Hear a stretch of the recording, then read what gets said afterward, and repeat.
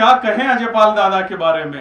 अगर कबीर की भाषा में कहूं तो सातों सागरों के पानी को शाही बनाया जाए, दुनिया के सारे पेड़ों को यदि कलम बनाया जाए और अजयपाल दादा की महिमा के बारे में लिखा जाए तो शब्द कम पड़ जाएंगे, उनकी महिमा कम नहीं पड़ेगी। अजयपाल दादा जो राजा हुए तो इस तरीके के हुए कि अजमेर जैसी सुंदर नगरी की स्थापना कर दी, जिन्होंने अपने राज्य की सीमाएं गुजरात, मध्य प्रदेश, राजस्थान, हरियाणा तक विस्तार कर दी। जो वैरागी हुए तो इस तरह के हुए कि अपने बेटे को राजपाट देकर स्वयं तपस्या के लिए चले गए। जो योद्धा हुए तो इस तरह के हुए कि अपने जीवन में कोई भी युद्ध नहीं हारा।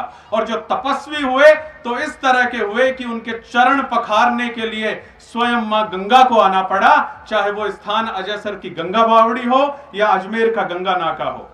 और जब तपस्या करने गए राजा अजयपाल जी चौहान तो अपने बेटे को राजपाट देकर अजमेर की उस पहाड़ियों के बीच में, चूंकि क्षत्रिय यदि अगर तपस्या करने भी जाता है, ये क्षत्रिय साधना पद्धति का हिस्सा है, तो अस्त्र, शस्त्र, शास्त्र और सवारी ये चारों चीजें क्षत्रिय कभी नहीं छोड़ता, क्योंकि धर्म के साथ साथ राष्ट्र की रक्षा का दायित्व भी क्षत्रिय को है।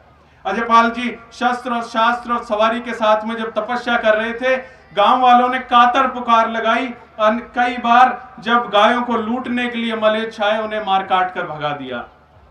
लेकिन एक बार यवन आक्रांताओं का जब बहुत जबरदस्त आक्रमण हुआ तो अजयपाल जी ने अजमेर की उस पहाड़ी से चढ़कर देख लिया कि इस बार जीवन शेष नहीं रहेगा। तो इन्होंने कहा कि इन मलेच्छों के हाथों से तो नहीं मरूंगा। स्वयं अपना शीश काटकर अपने आराध्य अजगंधेश्वर महादेव जी को अर्पित किया और यह बताया कि ये राज मुकुट तो इस सर से उस सर पे आते जाते रहेंगे, लेकिन इतिहास उन्हीं का होगा जो मां के चरणों में अपना शीश चढ़ाएंगे।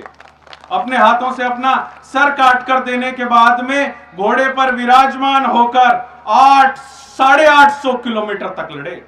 अजमेर से शुरू हुए पाली, सांचौर, उदयपुर, डूंगरपुर, बांसवाड़ा, उसके बाद में गुजरात का महसाणा, बनासकांठा, साबरकांठा से होते हुए कच्छ भुज क्षेत्र तक आप लड़ते हुए चले गए और ये संकल्प लेकर निकले कि आज इन मलेच्छों को समूल ही नष्ट कर दूंगा।